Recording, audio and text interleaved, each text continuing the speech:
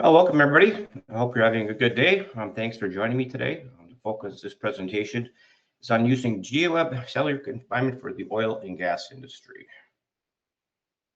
A little bit about myself. I've been chief engineer with Presto for going on about 18 years now. Prior to joining Presto, I was an engineering consultant for 20 years, focusing on all kinds of different civil, environmental, geotechnical projects. I'm an active member in AREMA Railroad Committees, 1 and 5, STM, D18 Soil and Rock, and D35 Geosynthetics, along with the ISO Committee 22N Geosynthetics. Well, here are things I hope you get out of today's presentation. Understand the benefits of using GEOWEB Soil Stabilization to stabilize surface for unpaved roads, paths, platforms using a low-quality fill or sand. How 3D confinement reduces cross-section depth and provides a more stable base. How the system reduces vertical pressure and sub-base movement, and how the system performs effectively when subjected to very heavy loads. Presto worked with the Army Corps of Engineers in the late 70s to develop the GeoSoil technology, and we continue to be the leader in innovation. We do offer more than just a product. We'll work with you from the initial concept phase right through construction to support a successful project. We have a worldwide distribution network experienced not only in GeoSoil technology, but other geosynthetics as well. I truly believe we have the best distribution network around. So we know that our product is fit for every project. So we'll work with our distribution network to get you the appropriate geosynthetic. We operate in 4 main product areas: load support, slopes, channels, and vegetated or non-vegetated walls. We also offer porous pavements, both of grass, which is GeoBlock, GeoPave, which is aggregate, and also GeoTerra construction mats. So let's begin discussing how 3D confinement can provide benefits for the load support projects.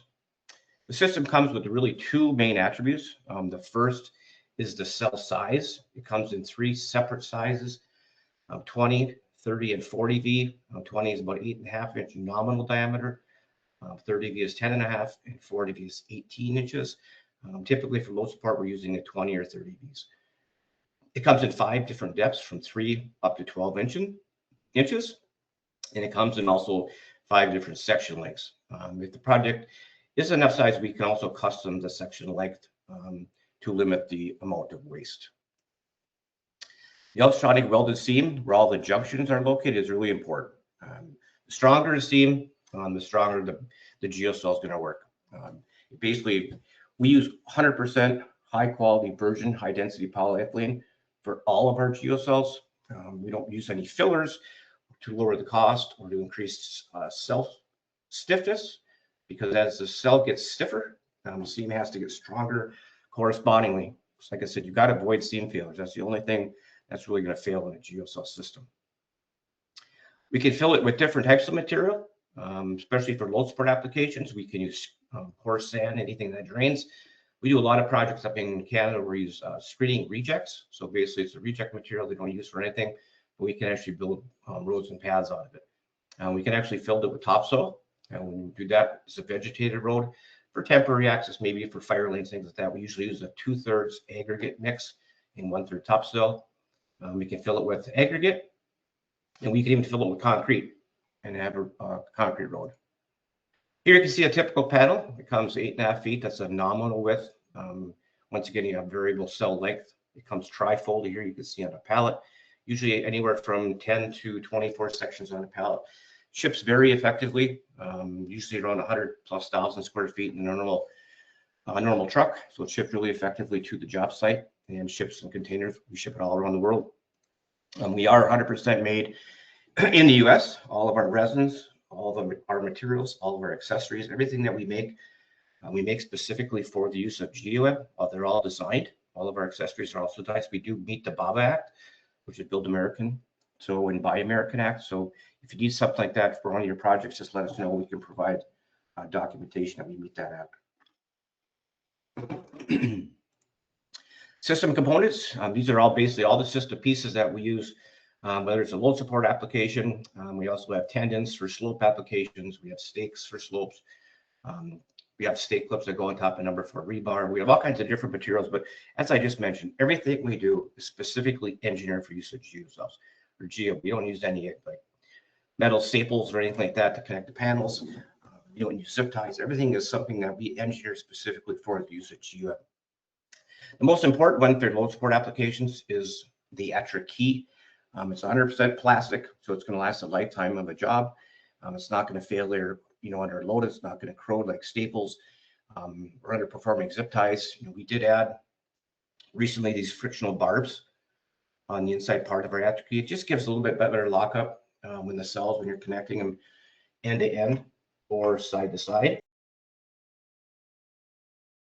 So that's very, very, basically what we want to do is we want to make sure that all these panels are together and they're not going to separate. There's 3 primary modes of junction failure: shearing, splitting, and peeling. And we'll do it in our calculation, which I'll show you a little later, is we check all the factors of safety for all the junction failures. So we'll make sure we have adequate factors of safety. And we can do that because our key has mechanical strength versus staples or zip ties. The purpose of soil grind is very simple: to stabilize the movement of soils, both horizontally and vertically. Like I said, we'll talk about different types of geosynthetics today when we're going through the presentation. Here's just a typical project that we do for load support applications. We're going to have a subgrade under a certain strength, typically in CBR or a shear strength in PSI values. We're going to use, the majority of the time, we're going to have some type of separation layer, whether it's a non-woven or an enhanced woven geotextiles. We do not recommend the use of any slip tape woven geotextiles in accordance with the GEOWEB or the ASTO M288 specifications. Split tape woven should not be used under any type of load support applications. When we do the design, we're going to tell you sometimes we might need a sub base on top of that geotextile to get it into tension. We'll need it maybe because if it's a heavy loading. We'll give you the GEOWEB size, whether it's filled with an aggregate or filled with a sand, and then we're going to have usually a surface course, just to basically, usually minimum about 2 inches if it's an aggregate road, and then just supporting load. Once again, we don't recommend using any standard tables or graphs. Every project is site specific. Doesn't matter if it's 200 feet or 2 million square feet. We're going to give you the same design evaluation. So please reach out to us, and we can provide that typically in 2 days or less. So here's how it works. When we get this vertical load on the GEOWEB, we want to get that vertical load as horizontal as fast as possible. Really, what we want to do is activate that active earth pressure inside the cells. And once that is pushed out, you get the passive earth pressure in the adjacent cells engaging in the hoop stress to support that load. You'll probably hear me say it a couple times during the presentation. We'd like to use, we can use the lower friction angle materials, the sands, the sandy aggregates. We don't have to have a high friction material to use in a GEOWEB. Sometimes when it's like a 28 degrees or less, and we want that vertical load to go horizontal as fast as possible. So I'm using a little bit lower quality aggregate really helps to support that load. And here you can see just another, looking at our cyclical load. Here you can see a point load. This is a typical subgrade. With the wheel load, you're going to have your standard 45-degree stress distribution curves. You're going to have those very high stresses underneath the surface. And what GEOWEB does, it significantly increases that 45-degree stress distribution curve up to probably about 70 plus degrees. So it really levels it out and spreads out that loading in a much bigger footprint. And you can see here, it completely eliminates all those high stresses. A rule of thumb is we can reduce that stress from the bottom of the tire at least 50% to the bottom of the GEOWEB. So a rule of thumb is we can significantly cut the amount of pressure that the subgrade is seeing. And like I said, we'll give that to you in all of our calculations. A little bit on talk on some recent research we did under cyclical loadings. We did it at the University of Kansas with Professor Ihan, Ben Lashinsky from Oregon State. Ihan did basically a stress reduction part of it. Ben did a finite element analysis, and Professor Honk from Penn State did a smart rock analysis. Here you can see we put it into basically a testing box. We use a lot of different sensors and instruments to basically confirm to see how much stress reduction we'll get through this. We did a bunch of different tests, at least 1,000 load cycles loads up to almost 40 to say 40,000 pounds, and we varied the subgrade CBR quite a bit. The interesting part, what we really wanted to do was check how the GEOWEB controls the movement of the rock, not only inside of the cells, but above the cells. So we use the smart rock sensors from Dr. Hans on Han. So you can see here, here's where you can see the picture. This is what we're looking at, look to measure the rotation of that particle. We also want to look at the movements, the side-to-side movements.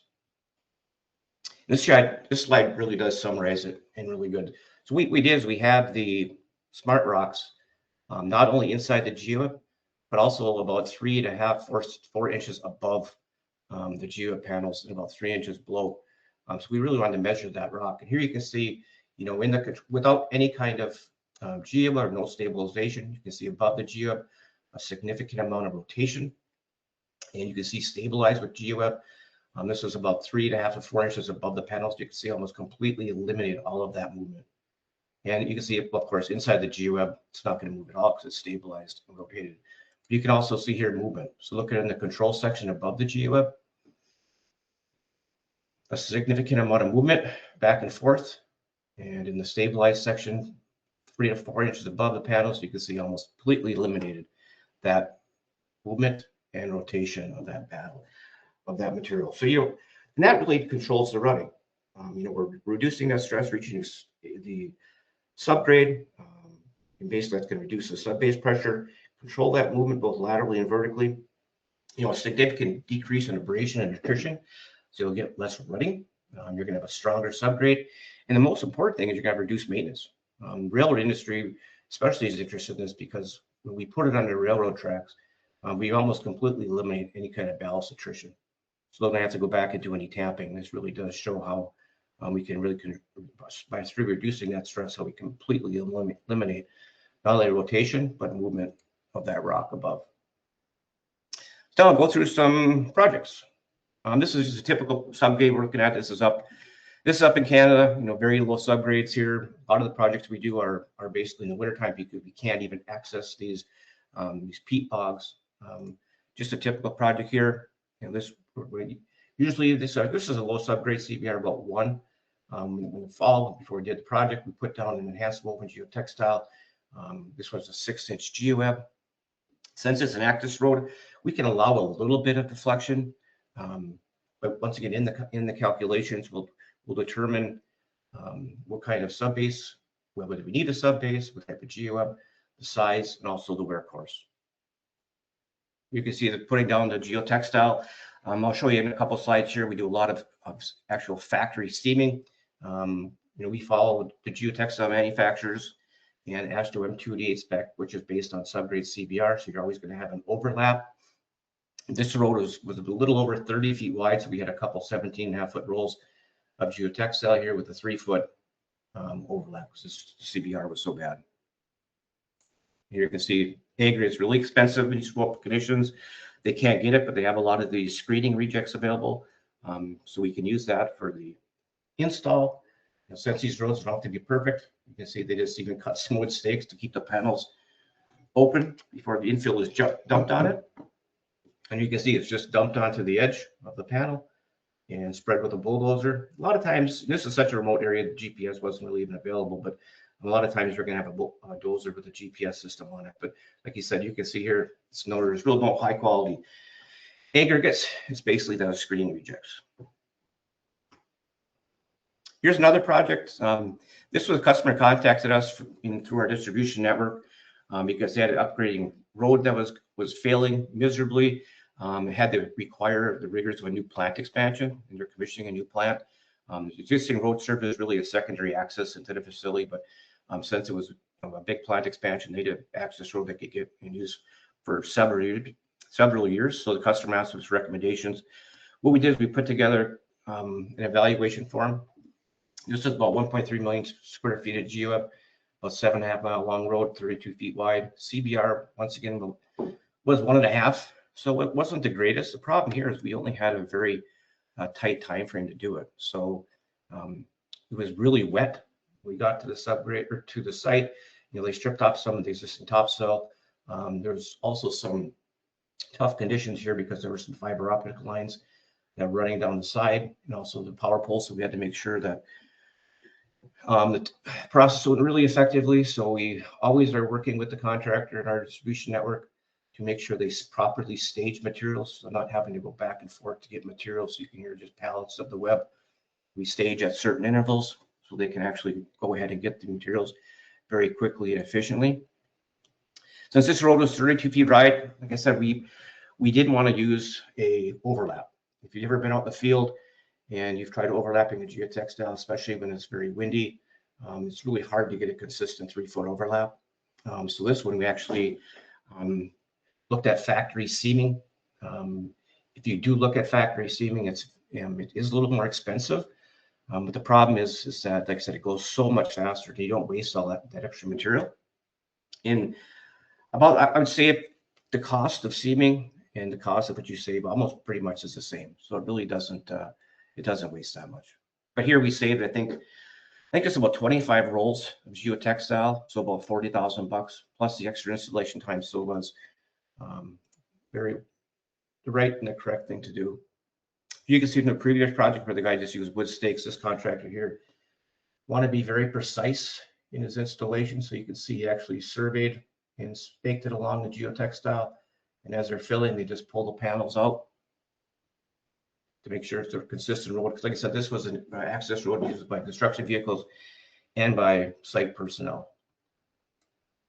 You can see geo being stockpiled. You can see in the previous picture where they just pushed that aggregate off to the side from the existing road. And we were able to use it right back into the GEOWEB. Just up close to the 2 tracks by the excavator. And you can see once again, just pushing it out on the dozer with the GPS system. And here you can see the finished road.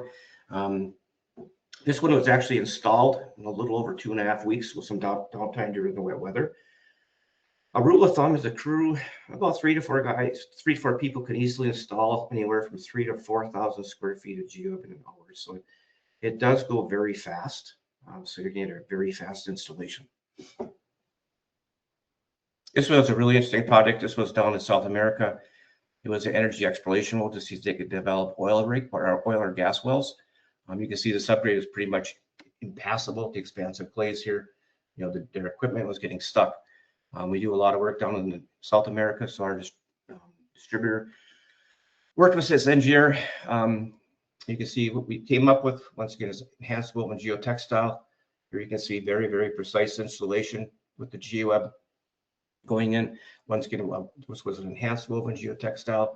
Here you can see they actually even cut some drainage ditches on the side to allow the water to flow away from the road. Like I said, we wanted to make sure that this clay subgrade didn't get wet and saturated, so we had some bit of a slope on that road to keep the water from going off it.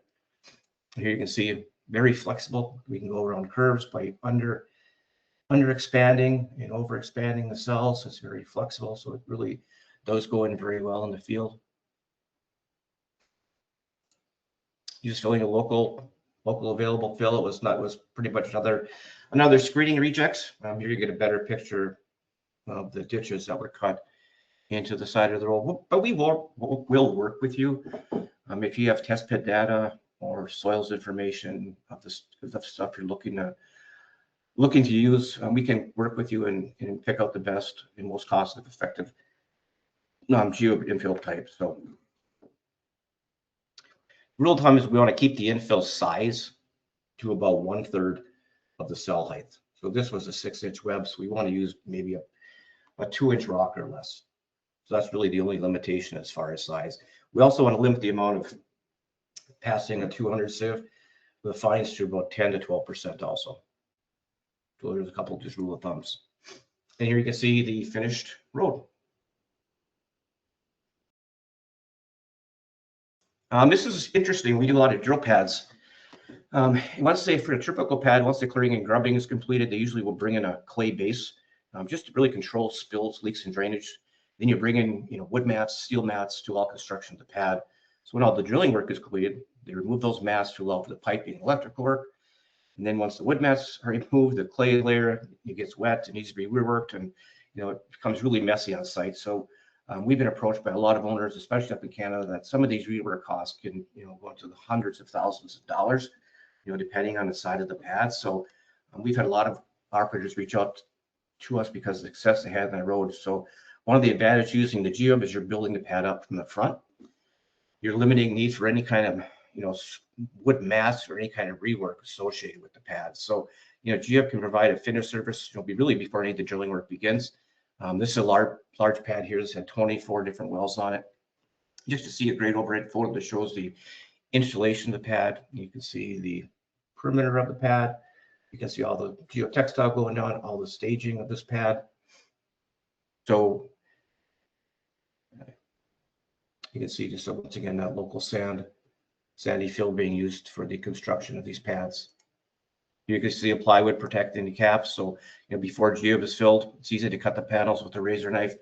There's really no strength to it until you get it infilled. So they can cut out as much of these panels as needed to allow for the installation of the wells. Again, just you can see using screening rejects. All these pads we use about a 3-inch wear surface over the top. So it's once again a HP 270 or Murify HP 270 or 2,800 pounds per foot enhanced woven geotextile. These are 6-inch GEOWEB panels and a 3-inch wear surface. So once again, here's another drill pad. Each pad that we do for this company is about 350 by 400 feet, so about almost 430,000 square feet, give or take. This is one that we worked on, and we've done designs for probably 6 or 7 of these pads. You can see the installation here, once again, enhanced woven geotextile. They didn't seam this one. The subgrade wasn't too bad. This is about maybe a 2% CBR, so the overlap wasn't going to be as much, so you can see just the different rolls of geotextile getting seamed. Pre-assembling of the GEOWEB panels together with the attrikey, they bring them to the site, connect them again, and then just spread them out. You see the different types of workers and different staging of this pad. Once again, this was about 130,000 square feet. And see pre-assembling the sections. Each section is about 270 square feet for a nominal, so it goes down very fast.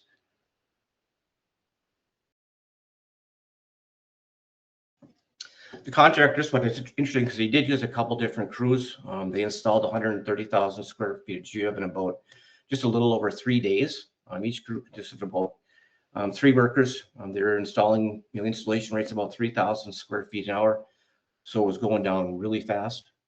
This same crew went to another site to install the same size pad. The contractor wanted to save a few dollars. He went with another type of geocell and with a zip tie connection. Actually, it's the same crew, 2.5 times as long. It's almost 10 days to install the pad versus a little over 3 days. So it costs the contractor a significant amount of money in extra labor costs and extra downtime. You're not getting that pad into service.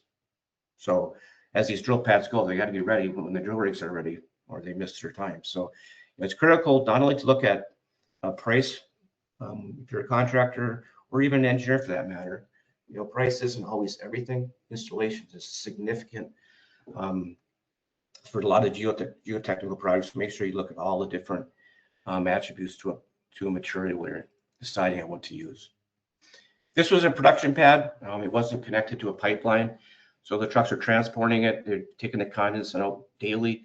It was year-round access for equipment to be in. Basically, they're on this pad all the time, maintaining it.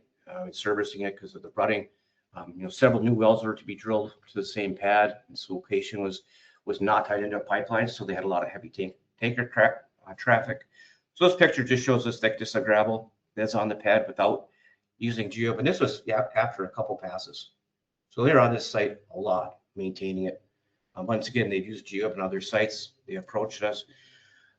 We did a full design evaluation for them, looked at all the different areas on the pad. One's getting consisted of an enhanced woven geotextile, a 6-inch web. We did go with about a 3-inch wear surface on this one, just because there were such heavy loadings. So this was a really successful project. And once again, they didn't use any type of really good aggregate. It was this really a sandy type aggregate. I would say it's probably 50% sand, 50% aggregate. Once again, just pre-assembling the panels, you can see how they're staging it. Once again, the geotextile being overlapped in the field and connecting those with the actor keys.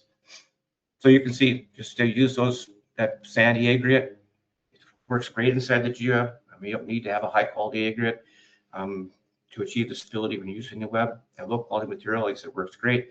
You know, salvage materials, we used crushed concrete, recycled concrete. And actually, when we developed this technology in the Army Corps back in the late 70s, we actually called it sand grid. It was to be used for heavy beach access for the military, specifically the Navy and the Army, to get heavy vehicles across beach heads, and they would just use the regular sand fill from the beach. So the first use of GEOWEB was called sand grid, or sand-filled access across beachheads. Here you can see, once again, just spread out the bulldozer. This one, they didn't really even do any compaction because just driving over it provided enough compaction. You know, they did take a drum roller at the very end, a small one, and went over the panels just to get it nice and flat. The one thing, if you're using a roller over GEOWEB, you don't want to vibrate it. If it needs a little bit of vibration, but you don't want to hammer the vibration, because that can actually lift the cells off, you know, from the base. You want to make sure it's just a roller compaction or a very, very, very light vibration. Here you can see from this muddy mess to that's the final pad. So you can see this picture was taken a couple months after, you know, went from this in the early or late winter to this pad. This is a project we did over in Australia. This is a project we did with basically a design build with Bechtel Corporation. They had to basically transport these big LNG facilities, extremely heavy. You had 26 axles, you know, 60,000 pound axles, 150 psi tire pressure. We had to design it in a couple ways. We had to design it to account for the loadings of the road. We also had to design it because this was going to act as the service road to get to these LNG facilities. We had to design it to handle 5.5 million passes in accordance with the Australian road design method, which is somewhat similar to our ASTRO method. And here you can see after we worked it out, here's the cross section, was a total of 3.5 meters. We put down an enhanced woven geotextile in a layer of GEOWEB just to get strength to be able to build up this road. Then we put a meter of fill, another geotextile, a meter of fill, another geotextile, a meter and a half of fill, another geotextile, another layer of GEOWEB to act as surface protection with a 2-inch wear surface over the top of it. So this was all filled with basically a sandy material. I did say we had to design it a couple different ways. We had to design it for load support, of course, to support, you know, this heavy LNG facility. But we also had to design it for a reinforced slope because we want to make sure if anything, any type of vehicle got any close to the side of the road, we wouldn't have make sure that, you know, this slope wouldn't fail globally due to the surcharge loading on that road. We designed it for load support and reinforced slope in accordance with that OSROS program and our design methods from our research and testing. You can see a little just up close of that cross section. Like, so you can see what 1, 2, 3, 4 geotextiles and 2 layers of GEOWEB. Significant road. And here you can see there's a picture coming all the way from the port going out. This was over by Perth. So you can see all the different geotextile layers. 1, 2, 3, 4. There's like 15, almost 10 to 12, I think, geotextile layers. This road was about 150 feet in width, so it was a very wide road to get those materials. As you can see, here's the first layer, the geotextile, first layer of GEOWEB being filled in with a sandy material, and here they're building up all the lifts all the way back. And just a little more up close picture of that.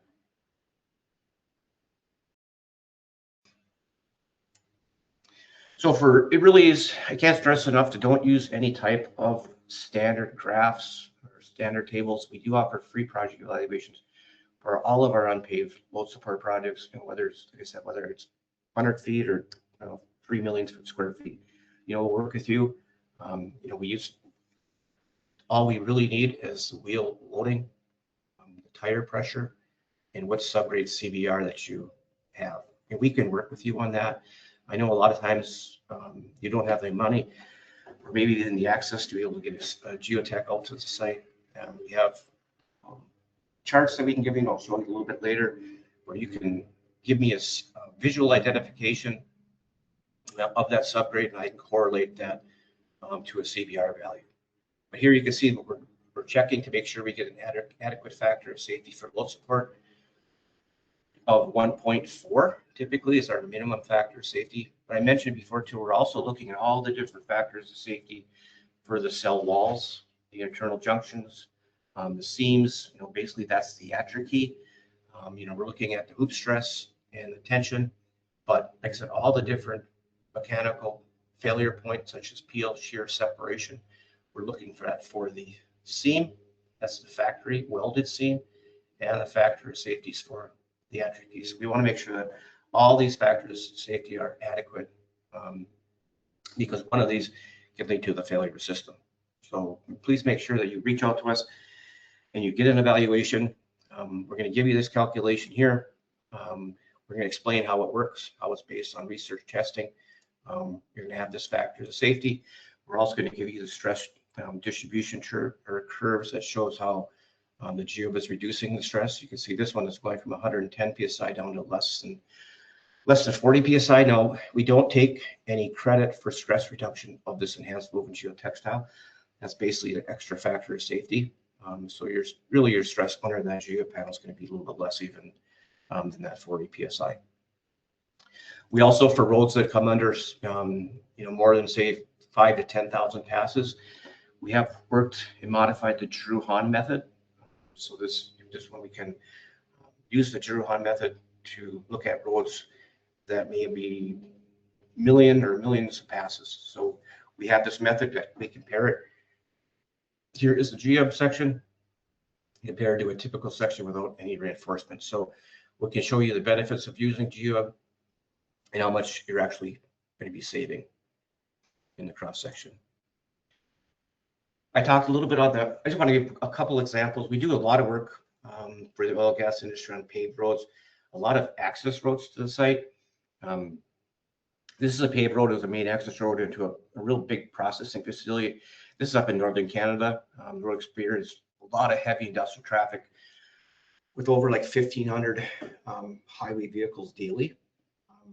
The owner initially applied a 4-inch layer of cold mix over about an 8-inch subgrade to basically take care of and try to contain the maintenance and dust. But cold mix was intended only to reduce dust, some greater maintenance. So what we did is they came to us because we do a lot of work with them.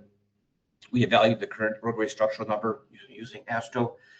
We determined its capacity to handle loads.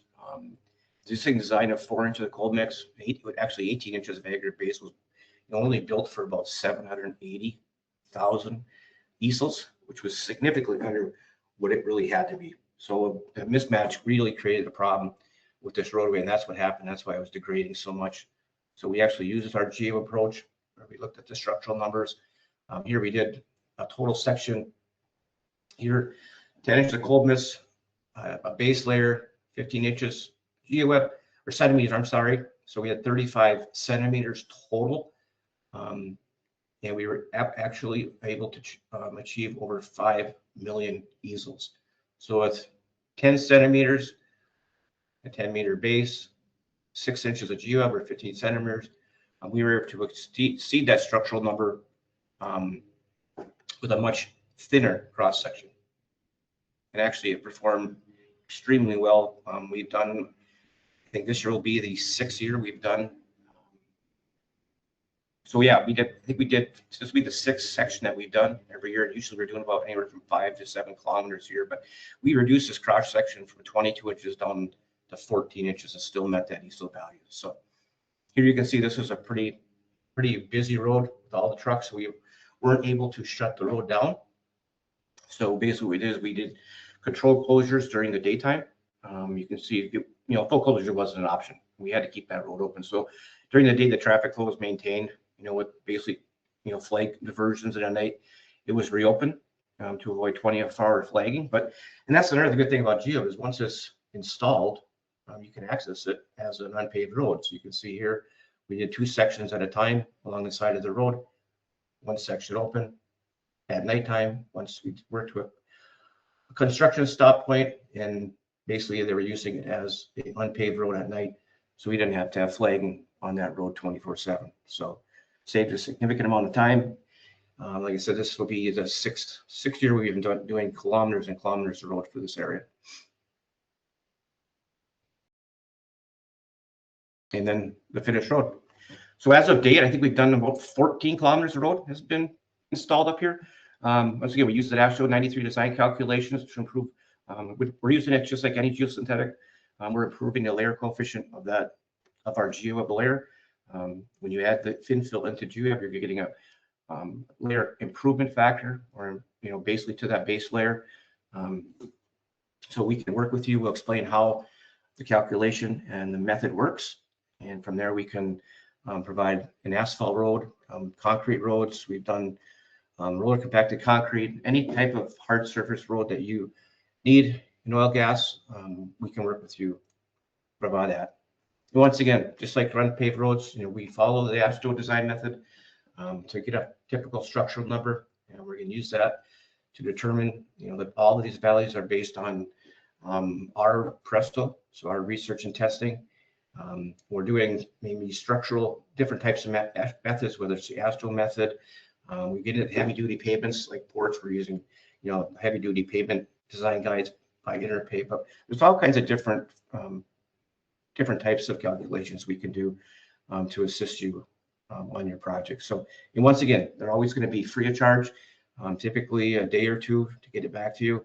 If we don't have something, we'll work with you to make sure we have the right information. So I did mention that if you don't have geotech reports or anything to determine what the subgrade strength is, I can send this chart. I can email it to you. We also have it laminated too, but it's nice to have in your backpack if you're out on the site where you don't have any information. You can call us up and say, I got a project where, a man's walking and he sinks about 1 inch, or he sinks 2 inches. And from that chart, from the visual ID, we can correlate it to a CBR and provide a design for you, based on those values. So we do that for a lot of projects, especially ones in remote areas where it's not cost effective to get a geotech up to do whether it's DPTs or any kind of values. So like I said, if you need this chart, let me know. I can send it to you. So in summary, we can be added to a lot of different projects, provide more stable, longer lasting, whether it's an unpaved road or a paved road, significant reduced maintenance and repairs. We can fill it with those low quality materials, screening rejects, coarse sands, recycled concrete, mixtures of aggregates and sand. Like I said, a rule of thumb, we want to keep the number of fines, the fines, the 200 SIFs to about 10 to 12%. We'll work with you. We really don't recommend any, like I can't say it again, no standard tables, no standard graphs. Rule of thumb, about at least a 50% reduction in stress reaching the subgrade. We'll work with you and give you that full cross section. We'll give you what type of geotextile, whether it's a non-woven and woven. We'll give you, say if it's a non-woven, we'll tell you the thickness of it, whether it's maybe 8 ounce or 6 ounce. If it's an enhanced woven geotextile, we'll recommend the strength of that geotextile, so you'll have a complete system with all the details needed to work. And like I said, we'll work with you right from the start right to the very end and through construction. And I did mention at the beginning, I recognize that every project is unique. They're all different systems. Like I said, you come to us, and I mentioned our distribution network. We'll work with you. We'll work with our distribution network to make sure that we have the appropriate and most cost-effective product that's going to fit your case. So all of our service is 100% complimentary. We do provide value engineering solutions weekly for projects all around the world. So if you have a project you think you can reduce the cross section, maybe using GEOWEB, or you have some screening rejects or coarse sand available. The cost of aggregate is extremely expensive.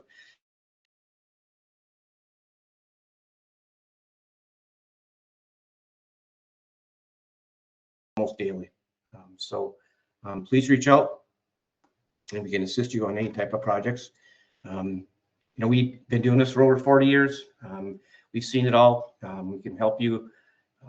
Like I said, all of our research and testing values. We have distribution summaries. All of our specifications are clear. We don't have any disclaimers for any of our specs. Everything you see, like I said, we're 100% made of HDP. There's no fillers. No polymers added to reduce cost. So 100% HDPE. We have a really detailed website at www.prestogeo.com. It has all kinds of different links from our products, our different applications, the design tab. We have installation, all kinds of installation manuals. And we have a learning section where we have, well over 100 types of webinars. You can go on here and you can actually take webinars and sign up for our webinar portal. And it'll basically, it'll keep track of all the webinars that you do. So your PDH credits. If you want a project design evaluation, you just click get free project evaluation. It brings you to this screen. You fill out as much information as you can. There is going to be a spot after you fill it out where you can attach, soil reports, drawings, cross sections, whatever you may have. And like I said, within a day or two, we're going to get back to you. If we have questions, we're going to reach out right away. That evaluation is going to include everything from a written summary to cross sections, maybe a plan view. It's going to have all the calculations, any research summaries. It's going to have specifications. We're also going to give you links to the design packet that we have that explains how we did the design, and also a link on the written summary of the installation document that have all the different installation manuals that you need to install the project. So we have made it faster and easier to obtain your PDH. So probably within a day, you're going to get an email from GoToWebinar. They'll come within the next 24 hours containing a download link to obtain your PDH cert. So if you don't have it after, say maybe tomorrow, you can reach out, but usually you get it within 24 hours. If you don't get it, just check your spam filter too, because a lot of times it does go to spam. So once again, you can, if you go on the webinar dashboard, you sign up for the learning section here, those are different. So they will keep your PDHs for all your all the webinars you take through the Presto portal. Like if you're doing an on-demand webinar or a live webinar, those will be separate. And like I said, that'll come from GoToWebinar. So it will be different. So with that, try to keep it to about 45 minutes. I want to, it's a lot of information in 45 minutes, but I want to thank you again. Here's my contact information, telephone number, email. Here's our website. Like I said, we'll work with you on all your projects. There's quite a few questions. Let me see here. To a couple of questions here. Someone asked about the North America usually design and supply the material, but recommend a few contractors. Yeah, so the contractors will work with our distribution network. So our distribution network will always have contractors they work with. So we'll get you contractors that are very familiar with the installation of the GEOWEB. Is there a minimum or maximum cover placement between layers of geotextile? Typically, to get it into full tension, the geotextile manufacturers, usually like to have about 6 to 8 inches to get it into full tension. So if we're putting it underneath, we have a sub base underneath our GEOWEB. We don't really need to get into full tension, so we like to usually go about 4 inches, but sometimes we might even have 8 inches, depending on how heavy the loading is. But yeah, just for the geotextile manufacturers, usually 6 to 8 inches. Can you use the material with dredge materials? Dredge sand, dredge. Yeah, we could use it with sand. The only limitation, like I said, is you got to keep the fines to under under 10 to 12%. So if we've got a lot of things less than a 200 sieve, yeah, we don't want to do that. So yes, we can do it for sand. Like I said, when we installed this originally, it was called sand grid. So it works great with sand.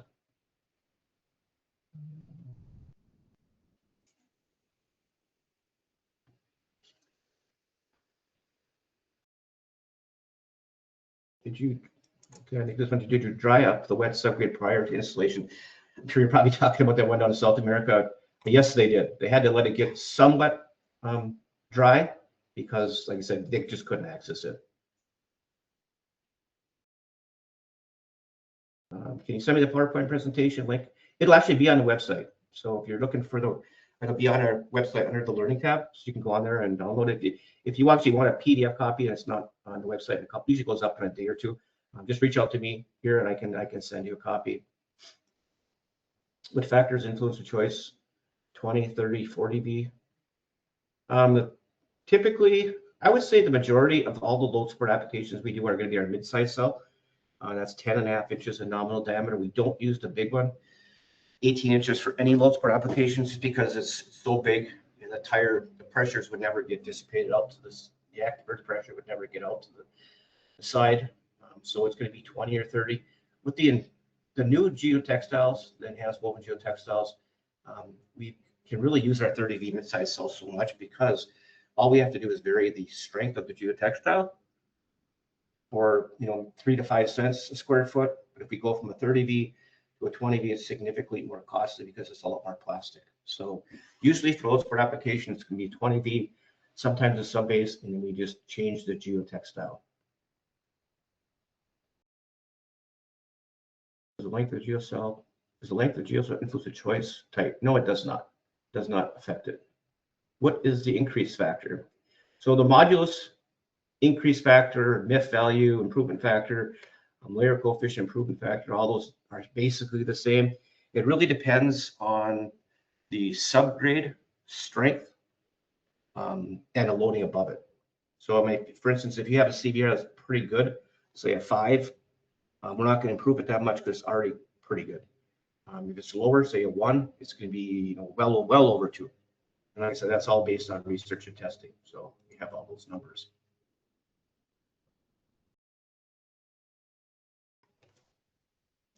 How is the geo affected by high temperature asphalt pavement? No, I mean it's 100% HEP. So I mean a lot of those roads that we're doing, they put a 1 or 2 inch wear surface over the top of it, just to get some drainage or some slope to the road, some crown. So yeah, there's no problems with getting right on top of it with asphalt. What is the maintenance after initial installation?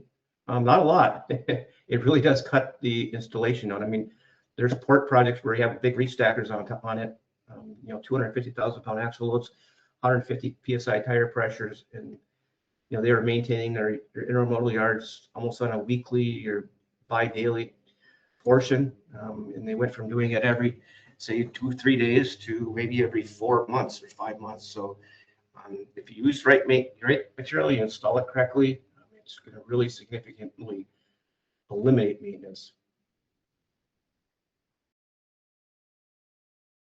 What is the steepest angle for slope protection? We've done slopes up to 70 degrees if they're globally stable. A lot of times you're filled with a topsoil clay mixture, some type of adhesive material. But one-to-one slopes, not a problem. We do them on a daily basis. And the same thing with load support. We're going to give you a full evaluation with all the anchors and everything like that. So